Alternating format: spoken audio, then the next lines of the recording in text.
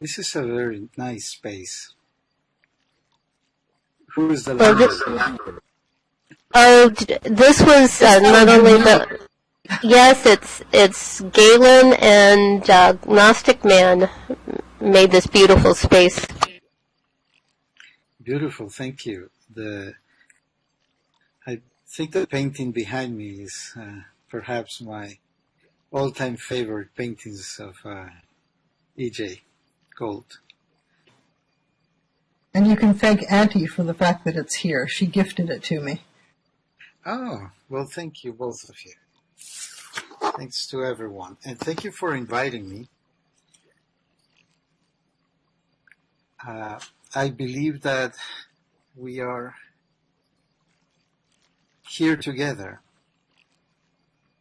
so I can share some thoughts and experiences and techniques, hopefully, on the Toltec path, on the path of the Toltequidad. And I thought we would start with a brief lecture on the subject, after which I will open the floor for questions, comments, and all that. Does that sound okay to everyone? Very good. Yes. So let me tell you a little bit about where I come from.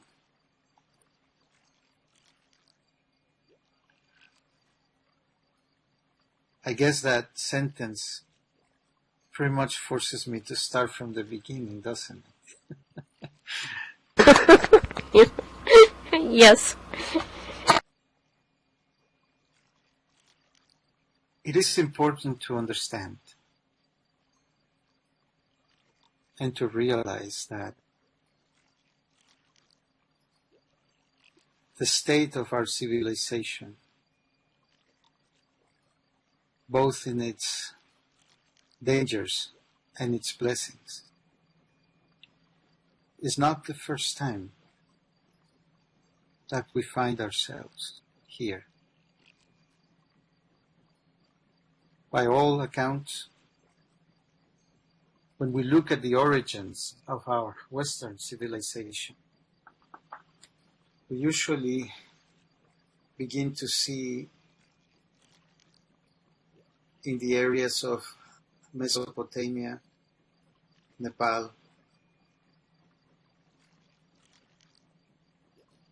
the delta area of the Tigris and Euphrates River, the beginning of the first walled cities, temples, agricultural efforts. And from then on, we see a rapid surge of not only city-states, but also empires.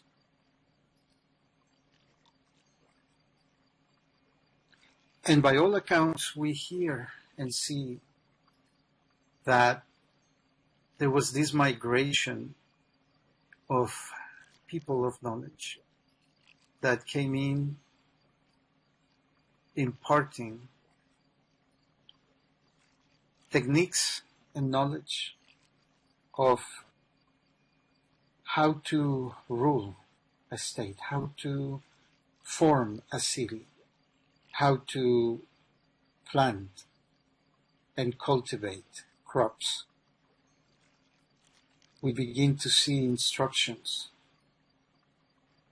related to the achievement of religious states, the manipulation of the human nervous system to achieve ecstasy, gnosis, and to connect this nervous system to a higher intelligence. And so we have accounts in Nepal of an adept, a master named Shiva, who put together the techniques known as Tantra and Yoga which later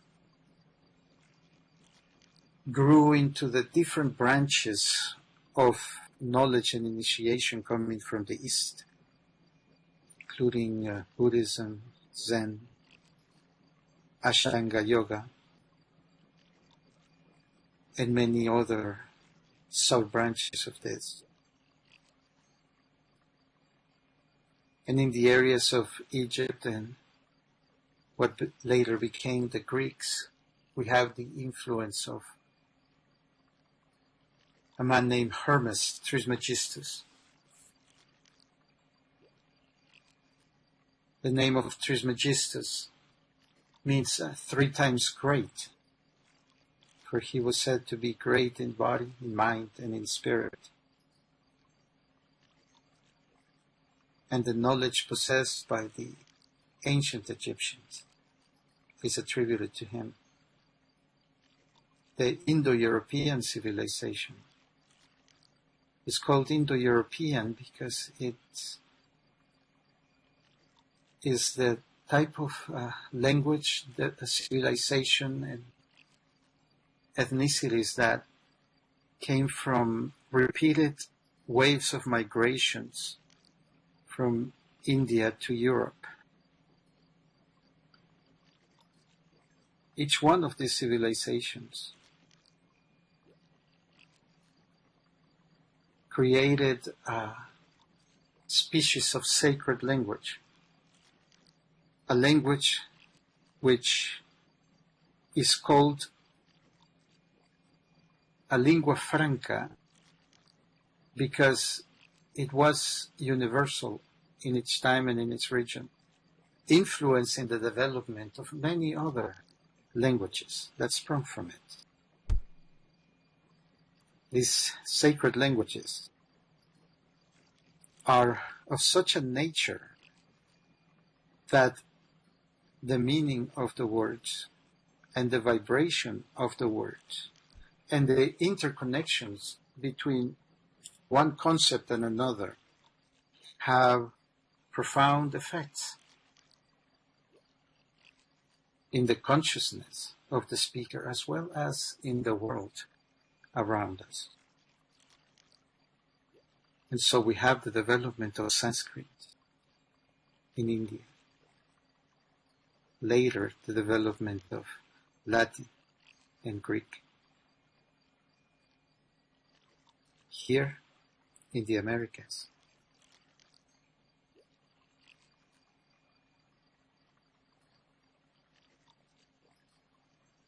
We developed our own tradition.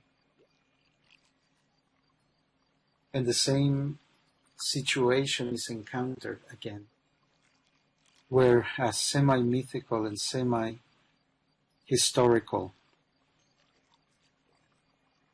character appears to impart principles of knowledge, civilization, and science. He was known as Quetzalcoatl, or the plumed serpent. In his first incarnation, he is believed to be the one to teach the peoples of this region the principles of initiation, the techniques for contacting higher intelligence, the formulas for building civilizations and esoteric schools. He was the principal manifestation in these lands of that which is known as the inner circle of humanity, a group, a circle of beings who have dedicated their multiple lives, their evolution, and all their efforts to the guidance of humanity.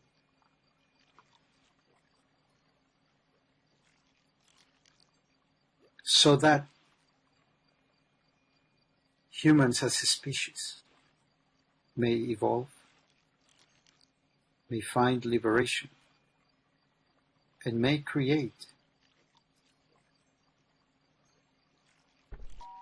something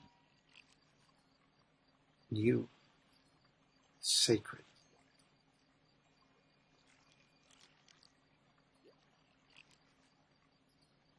and of cosmic import.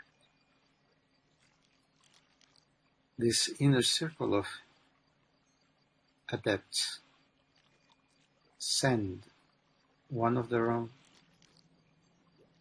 sometimes in moments when humanity is at a crossroads, sometimes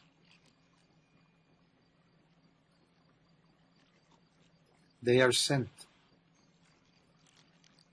to prepare the ground in different areas of the globe, to train, to plant, and to guide.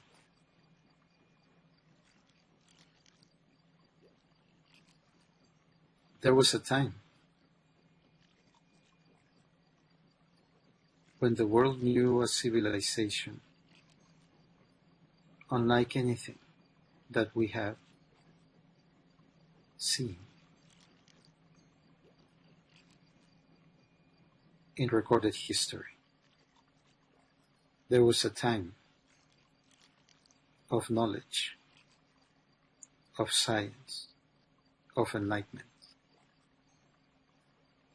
A time when the scientific knowledge and the spiritual knowledge went hand in hand,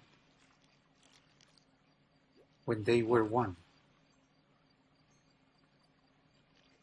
and the same. And like everything in this universe, what once was dissolved, and that which has been dissolved is to come back again. The formula of dissolving and congealing happens over and over, creating the possibility for an alchemical transformation that creates a new form, a new consciousness. This previous civilization, which ceased to be before the beginning of our current civilization,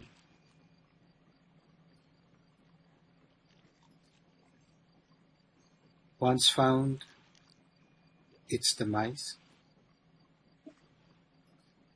and its high priestesses and priests decided to migrate to different parts of the globe so that their knowledge, their dharma, their sacred work could continue. Some went to the high peaks of the Himalayas, others to the desert, others to this jungle, this abundant world of the Americas. Each one to plant a different seed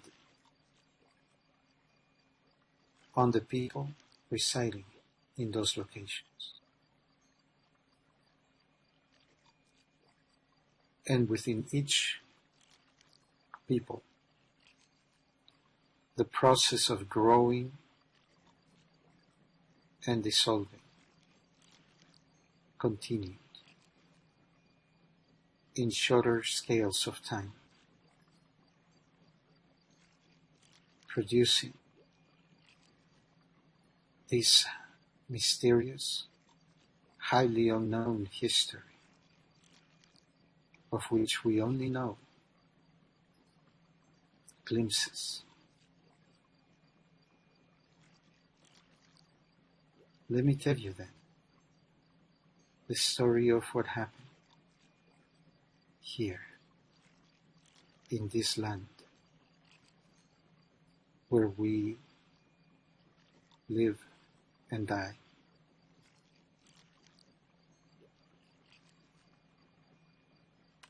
The beginning of our great civilizations were with this bearded man that came to the regions of Mesoamerica,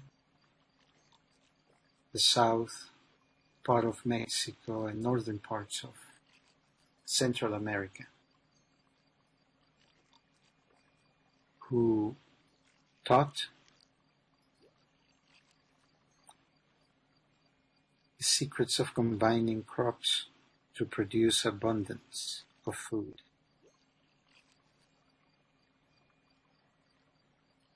Who taught principles of psychology, governance, and spiritual techniques.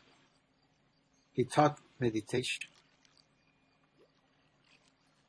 the manipulation of the human glandular system, the formation of thought patterns, postures, and moods to create resonant effects on the human body to achieve heightened states of awareness.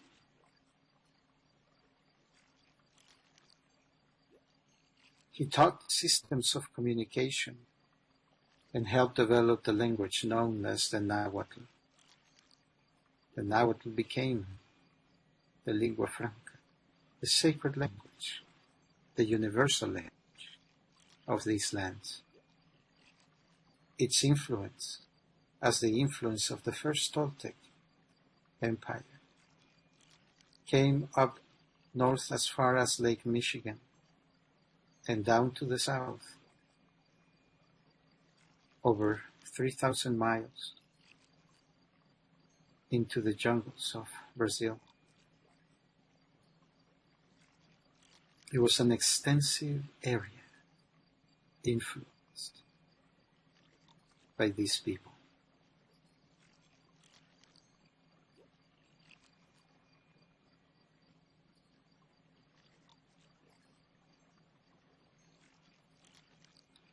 By the beginning of the Aeon of Pisces, which is roughly the beginning of the Christian era, there lived a man named Hueman, who was the third incarnation of Quetzalcoatl. Hueman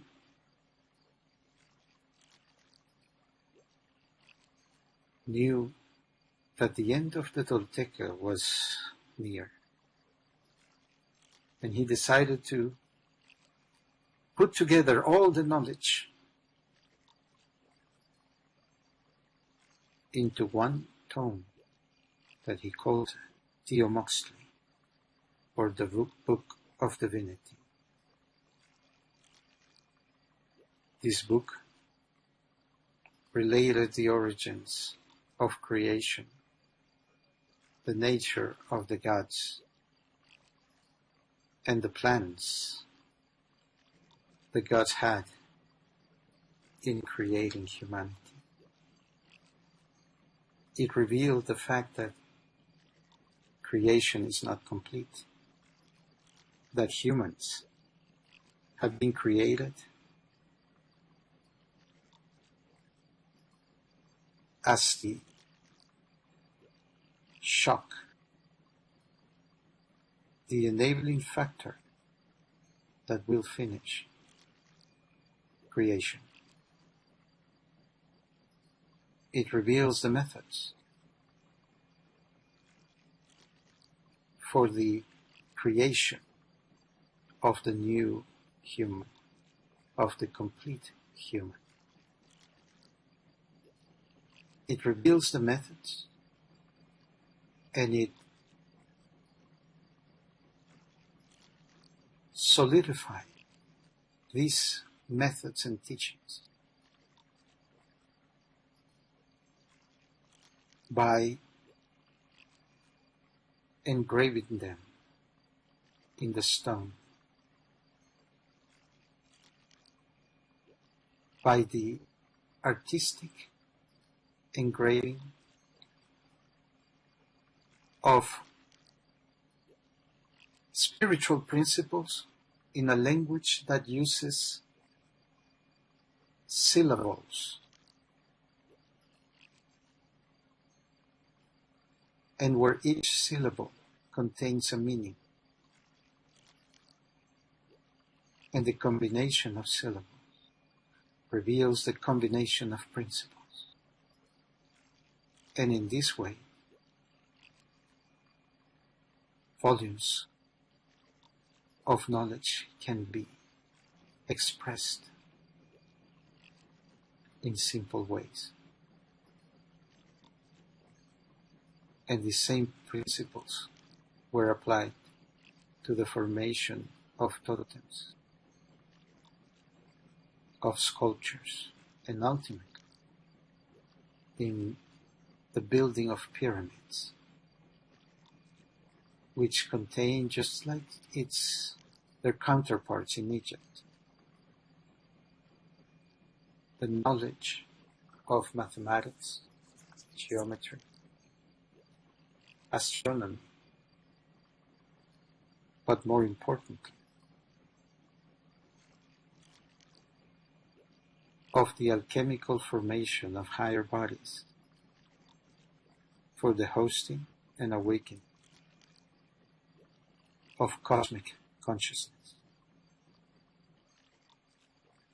These teachings were cemented not only in the buildings, but in the distribution of the city itself. They created cities where schools lived and worked, where initiates lived, and by moving through the city, walking in a specific way, and looking at the city, utilizing precise techniques, they would create in their bodies a resonating apparatus that would reflect and resonate the vibrations contained in the city as a whole. Simply stated, by walking and dancing through the city, they would become transformed. One of these cities is known as Teotihuacan, which means the city where gods are born. It was an apparatus in its own right, an artifact designed to allow human beings to become attuned to the consciousness of gods.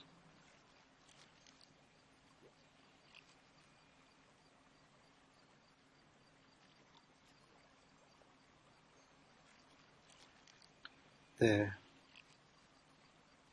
two great Mayan civilizations and the Aztec civilization were all influenced by the teachings of the Toltecs.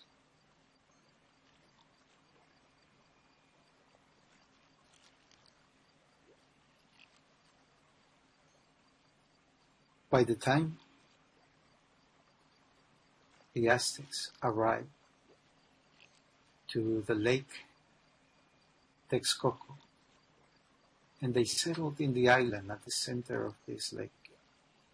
The Toltecs had been long gone. The city of Teotihuacan, the last city they built, lay in ruins. The Aztecs, following the vision of a Tolteca shaman, a vision that told them that they needed to migrate south until they found an island in the middle of a lake. In this island, there would be a big cactus tree. On the cactus tree, they would see an eagle devouring a serpent. When you see this portent, stop. Give up your wandering ways, and there you will settle into a city that will grow into the mightiest empire of the land. And so they did, and so it happened.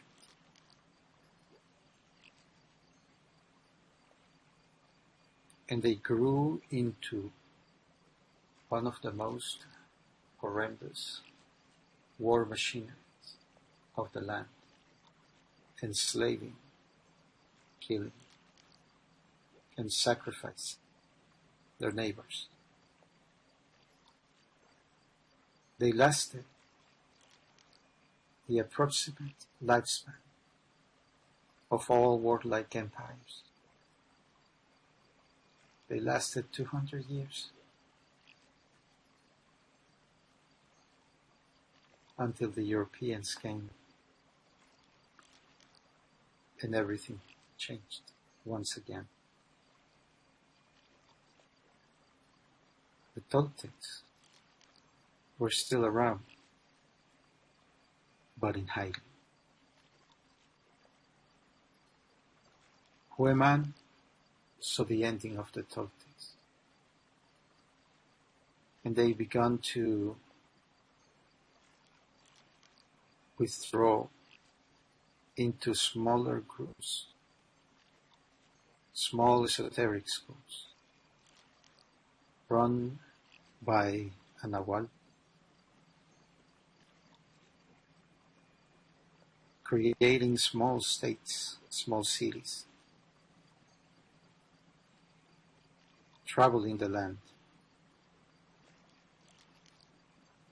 creating pyramids and centers of initiation.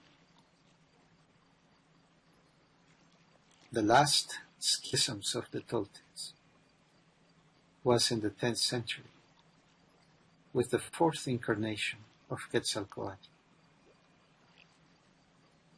For I'll have you know that Quetzalcoatl incarnates every 1,040 years into a new body to continue the slithering travels of the plumed serpent.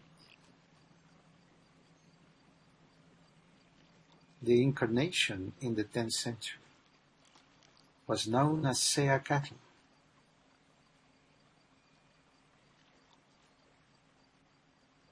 He was a Toltec king who lived a short life, who encountered great opposition because he opposed the practice of human sacrifice. His rivals deposed him from power, put into practice the techniques of dark magic, seeking to influence nature, seeking to influence the outcome of the dream, seeking to enslave people.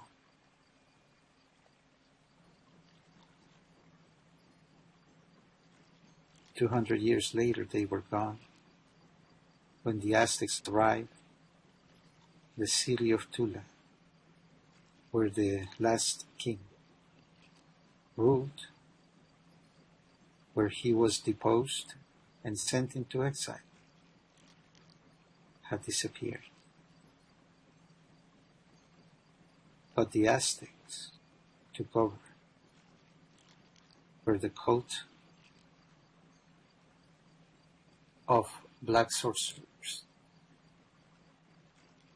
led by Tezcatlipoca, had operated.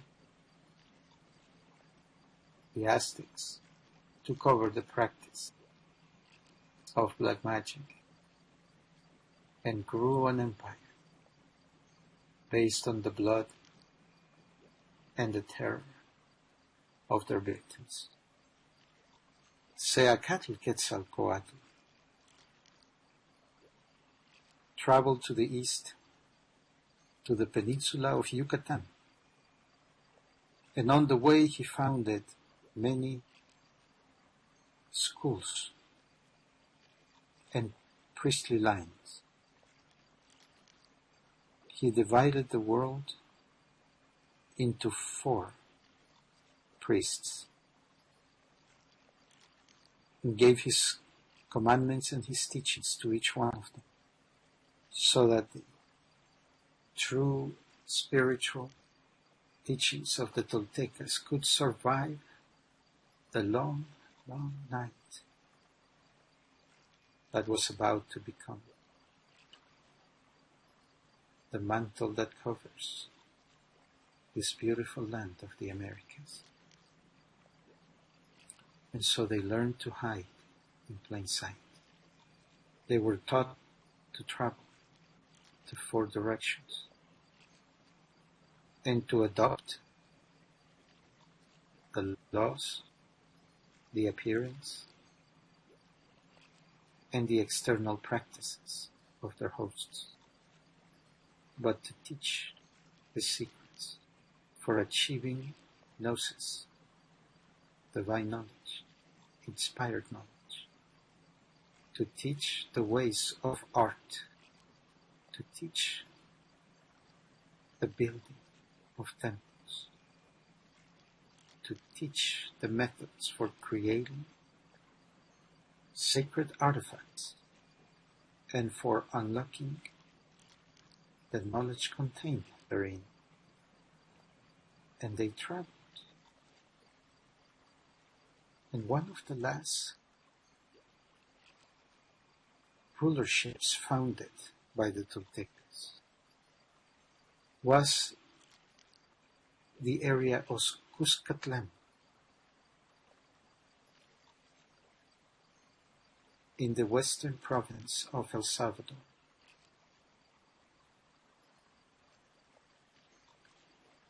These people became known as Pipiles. Of Mayan descent, they were the last of the Toltecs. The Pipiles were called Pipiles by their neighbors because they appeared to others as children. They spoke now with a strange inflection in the voice that made them sound like the speech of a child. And they laughed and played like children. They were terrifying warriors.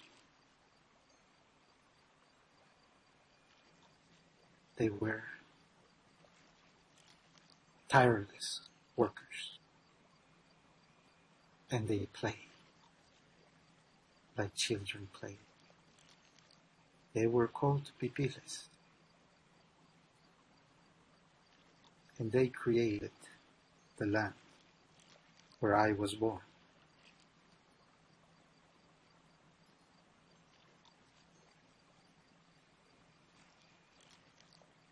And they implanted the vibration of their consciousness in the language that even to this day is spoken in that area. Even those who speak it do not know how much of the Tolteca they are speaking.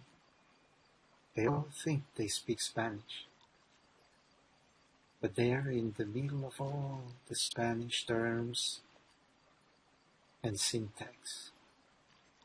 Creeps in day after day,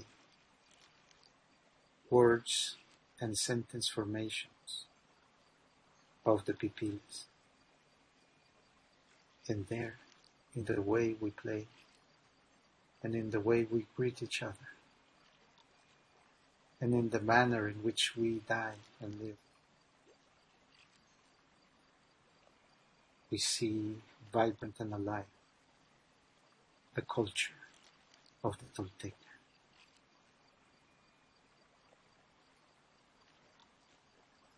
And now is the time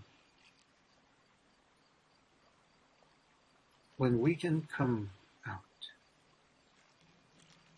and say, here we are. For the world is once again becoming one. And the currents of knowledge that were dispersed and separated through deserts, mountains, and hidden in empires and conquests, can now mix again and become one, and recognize in each other the same origins, the same aims, and their complementary technologies.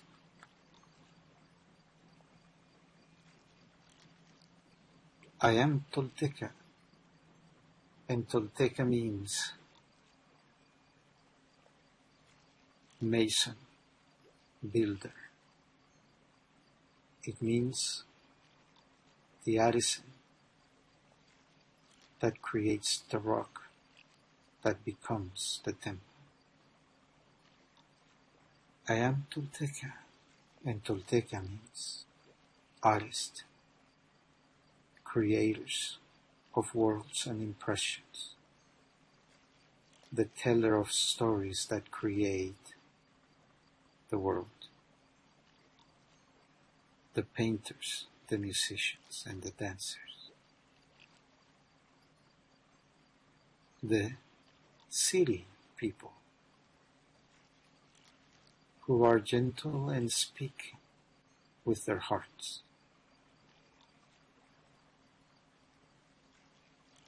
We hid through the long night of 1,000 years.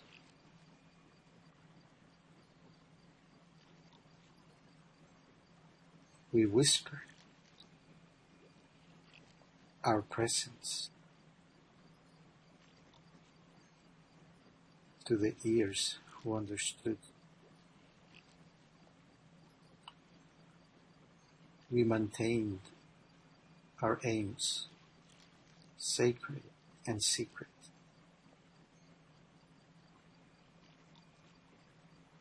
While the forces of darkness sought to exterminate all light.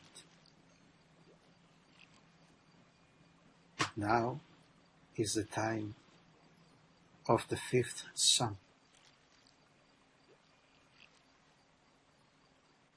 The dawn is upon us. And as the sacred book of the Popol Vuh says, the Creator Heaven and the Mother Earth knew there when they met in the heart of the sky that the true human would not be completed until the rays of the dawn came and illuminated their hearts until their voices could open and speak the names of the gods, and until their feet and their hands could dance, and in their dance allow the gods to dance.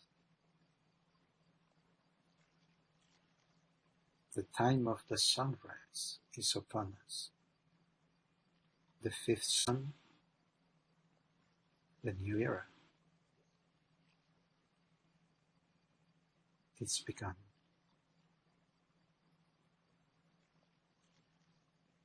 And the serpent, adorned with the multicolored plumes of creation,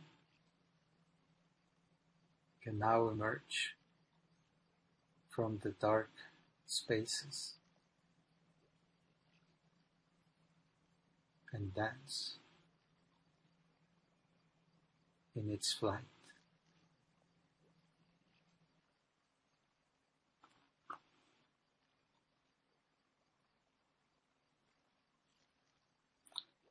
And such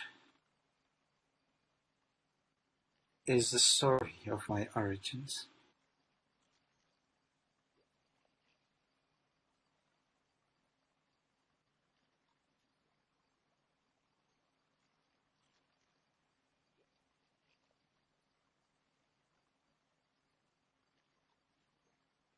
And as such, I am honored to speak with you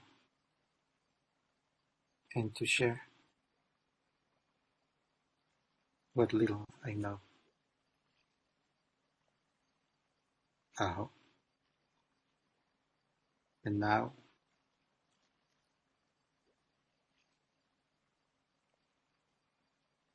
I open my ears for questions or comments.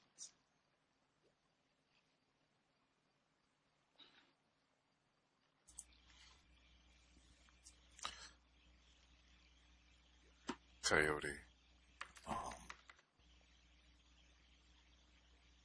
you shared with us a really beautiful and stirring vision. And I think it stirs hope in all of our hearts about what's possible in what still seems like an incredibly troubled and difficult time. I wonder what you would say we can do to help bring about the birth of the new humanity that you spoke of. And the question I also have is, how do we reconcile that with the notion that EJ has spoken of as the purpose of alleviating the suffering of the Absolute? There is a movement of the Dharma, of the teachings. It moves from east to west, from west to east, over aeons. This is the time when the Dharma comes to the west. It is no coincidence that English is becoming the lingua franca in the last century. The language that is reaching every corner of the world. And what awakens here has been here. We are the recipients of many lines of work. But that is not, as many seem to believe, because we did not have a history or a teaching. We have it, and it's here, dormant and secret, but here, vibrant and alive. Now, something is awakening all over the world.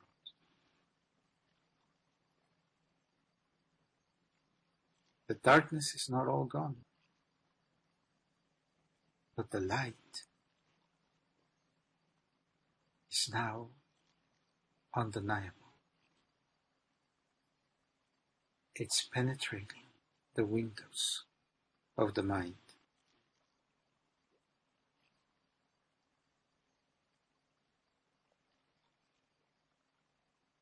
Who is it that awakens? It's not the individual. It is a sleeper that has been immersed in dreams. Dreams of civilizations, of death, of life. Who awakens when you awaken?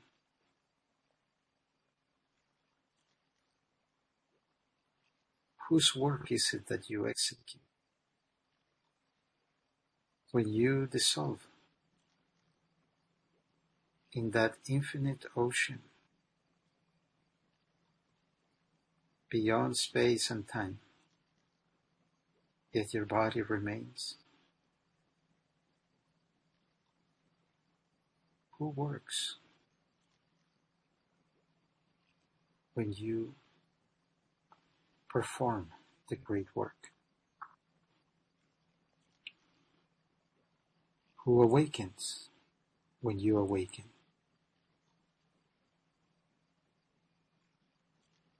The end of sorrow is not in the changing of the external condition. It is not in better laws.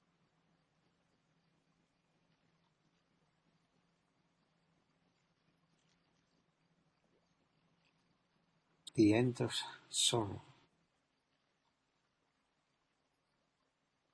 is in the awakening into a higher dream, the dream of the Absolute.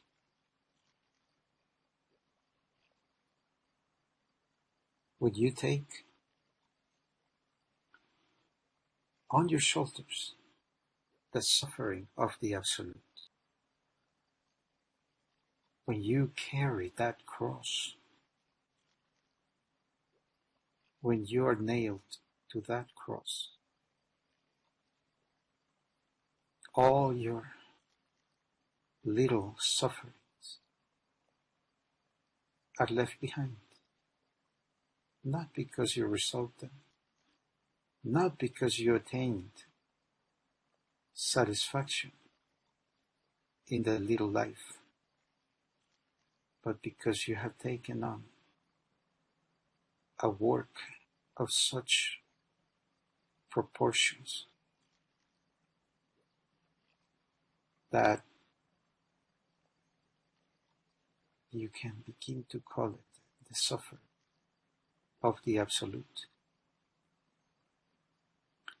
And yet to the little creature, to the one that serves, this little universe that is you, experiences such cosmic sorrow as an unbearable joy.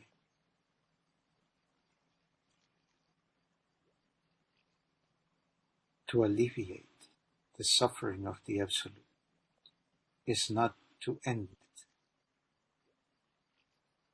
but to provide a channel for its relief.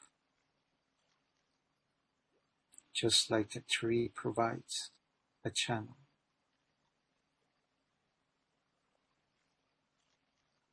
for the lightning bolt to unite heaven and earth.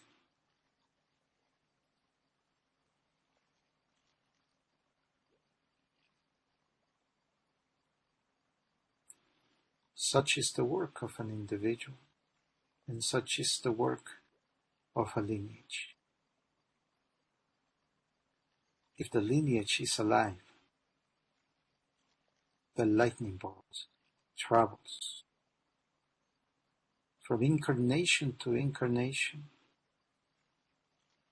traveling through the vast corridors of time. And it looks from afar as an enormous serpent, illuminated with the infinite plumage of Creator.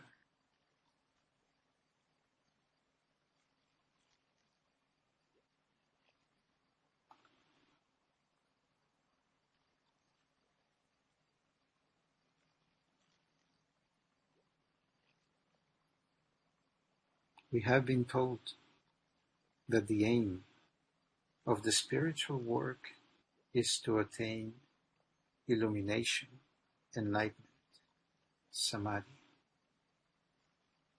But I tell you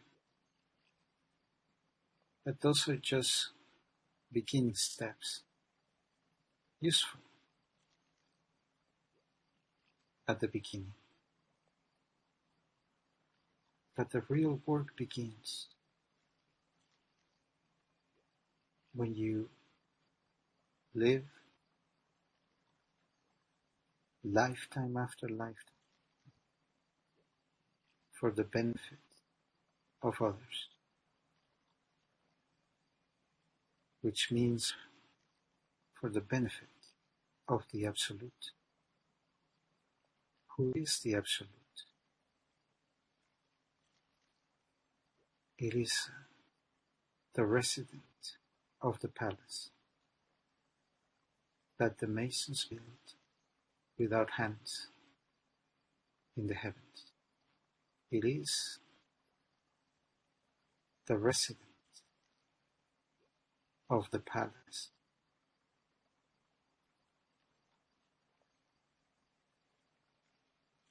whose many doors are everywhere in this labyrinth.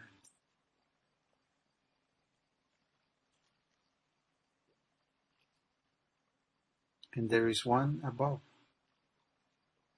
this eternal voyager,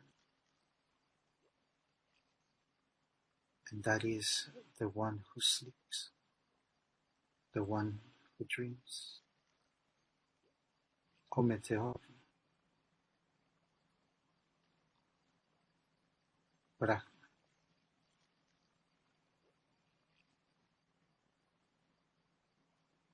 the nothing.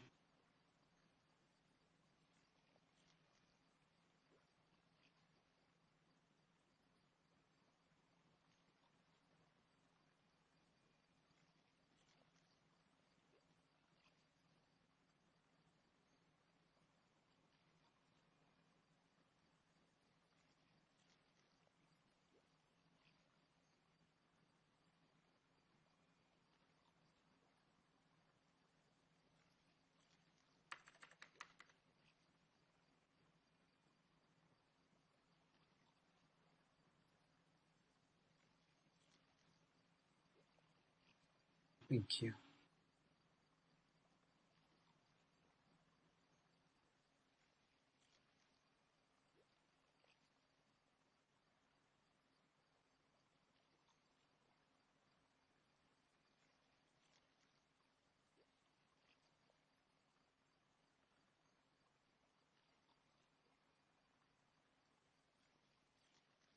I want to thank you once again for your presence and your attention.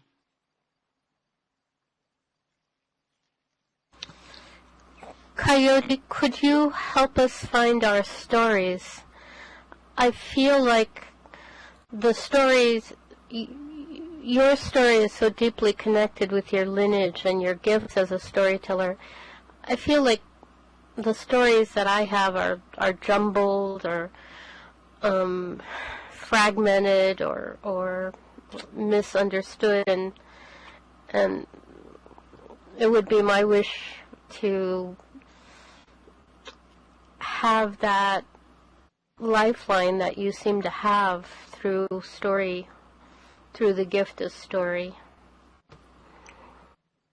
I found it very useful to consistently look at my life,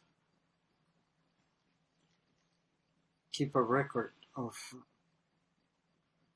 the different stages of my life in two ways. One, keeping a journal where I write all my thoughts, mundane and sacred. And every once in a while, I go over the different moments of this lifetime and try to see not only what was happening to me that year, but what was happening in the world. It's easier if you go backwards.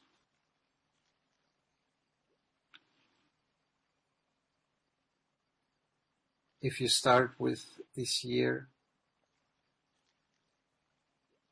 and then go to the year before and see what was happening in you and outside of you and in the world, and then keep going back and back and back. Have a folder for each year and just write down printouts and newspaper clippings and anything that can be part of the story that you went through. After a while,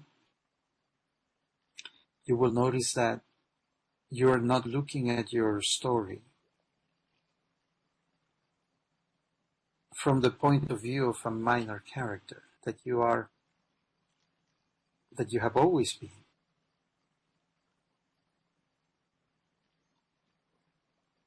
The storyteller, the author.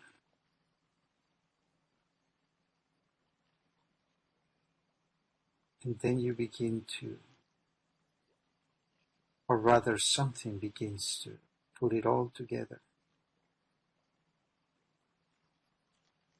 as a master artist. And you begin to see yourself as a magician. It is important that we begin to see our lives as guided by the hand of God. That this God is the center of your own consciousness. That you have somehow put together this body and these experiences for a purpose that is beyond anything that you can conceive at this moment.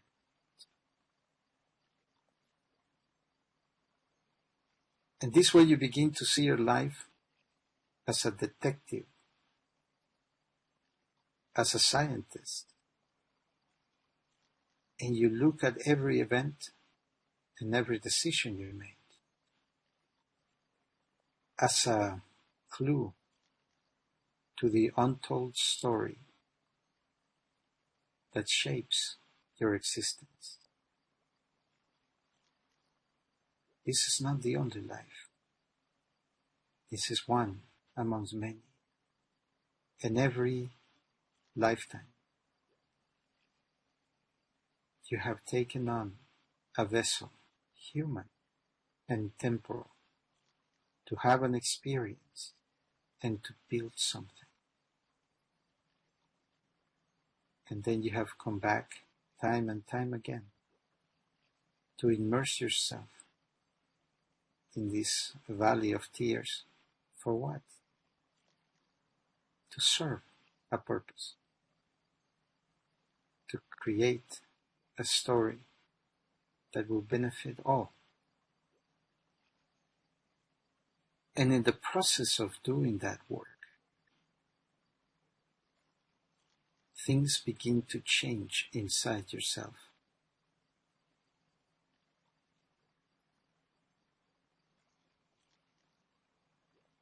That which is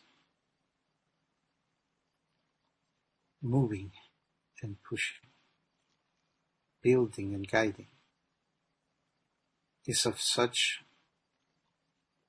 understanding and intelligence that one day you'll realize that you have been under guidance all along, that a true master has been prodding you, pushing you, tricking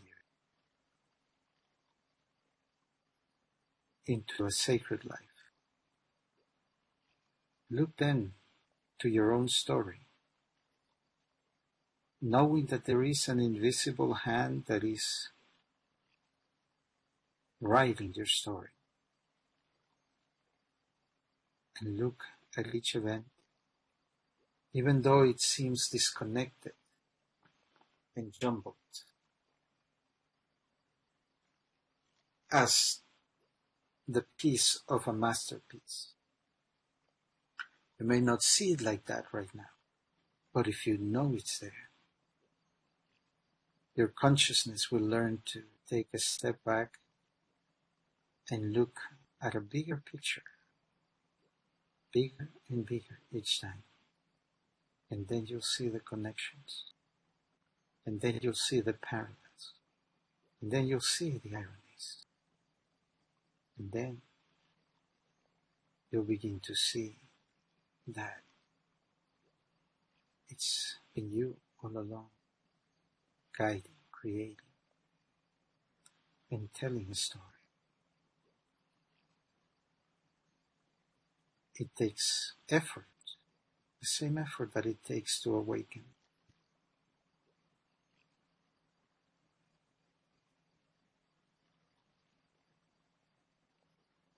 One's lifetime, your lifetime, is a sacred artifact that you choose of all the possibilities for your incarnation. Why? Why did you choose this life? Ask that question when you look at your story. And you'll begin to see the unfathomable technique. And you begin to see the incredible degree of expertise that this artist telling your story possesses. Look at each moment and ask yourself,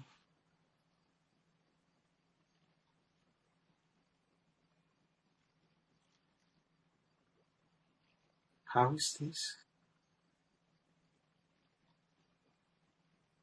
connected? Why did I write this part? What is the story?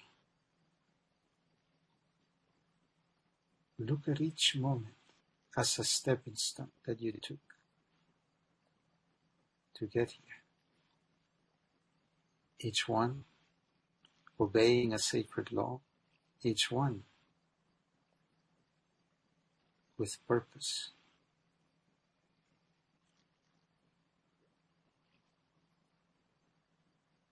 Just looking at them in this manner will begin to awaken in you that level of storytelling.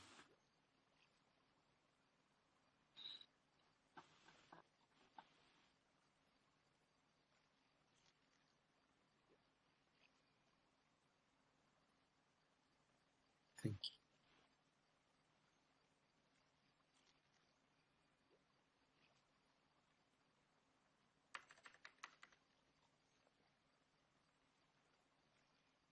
Thank you all for this beautiful space. And if you don't know, I have this blog on Facebook. It's called The Telling by Koyote the Blind. Feel free to post or to send me questions or comments and to continue this conversation.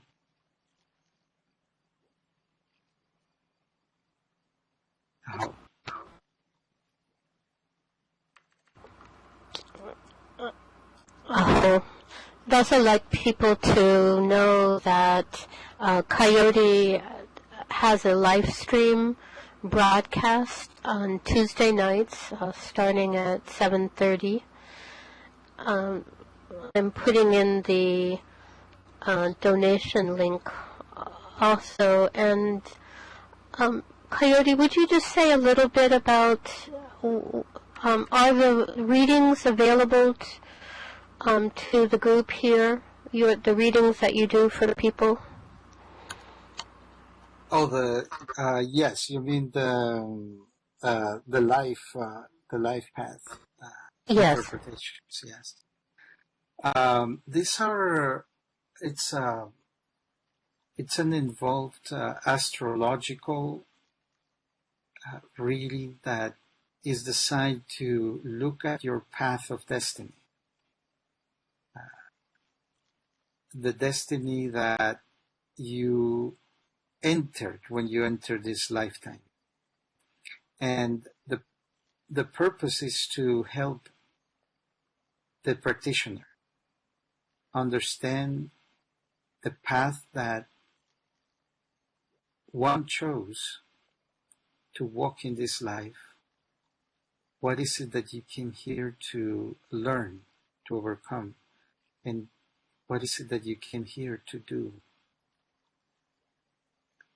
They are proving to be illuminating to the person, helping them see not only what that path feels like, but also where they are right now in relation to that path. It helps them tweak what needs to be tweaked to align themselves to that current that is their lifetime.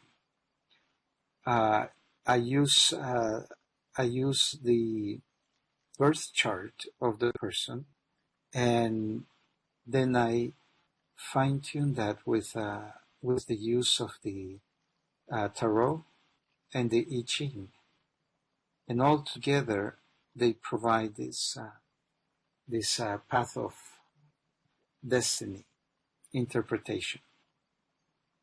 It takes roughly about anywhere from 2 and 2.5 hours to go through the information. It takes me a little less than a week to put it together. And so if you or someone you know is interested in one, let me know ahead of time, and then we'll set up a day to meet either in person or through Skype if you're not in the Riverside area. The cost is $250. And I think there's some testimonials about people taking that Path of Destiny reading on the Koyote the Blind page. Also, I wanted to let you know there is there is the Tuesday classes that Antimatter was mentioning every Tuesday at 7:30. There's no cost for that. There's also, I'm publishing a periodical called Tolteca. There's 3 issues out so far. I'm working on the 4th one. And at the beginning of the year, in January, we are beginning a subscription course where every week you will get a monograph to study that week and to practice that week. This comes from the sacred book called Teomoxtli that Hueman put together. It contains the teachings and the practices of the Toltecas, and it is designed to help you attune yourself to that current of knowledge, inspiration, and artistry known as the plumed serpent. It is not a theoretical treatise, although it contains plenty of theory. It is more of a practical guide to attune your body and your nervous system to that current of the teaching that the Toltecs have been maintaining alive. It is a guidance in the formation of a receptor, a radio transmitter. The subscription is $25 per quarter or $100 per year, and what you get is one monograph each week for the length of the program. There is more of that on the Facebook page, and pretty soon we're going to have more information on the website. The website, you can visit it too, is, what is the name of the website? Koyotetheblind.com. Koyotetheblind.com. So, check it out if you're interested in this sort of thing. Oh yeah, thank you, Cosatli. That's the one. But the information on Teomoxtli is not yet on Koyote the Blind. It will be, hopefully, within the next 2 days. So I'll see you all in 1 month. Yes, there are several people here that are multilingual. When do you meet with the Spanish group? With the Spanish group is the week before this one. If Sharla is there, can you let us know when is the Spanish group meet, and when does the English group meet every week? I know the English group was set up to meet the 3rd week of the month. So we'll be here next on January 16th. So it's the 2nd week for the Spanish group. Okay. Great. The 2nd, yes. 2nd week of each month. Yes, and you're all welcome to any of those and to the Tuesdays class. On Tuesday, the topic is not always, Spanish gathering is on January 2nd at 1 p.m.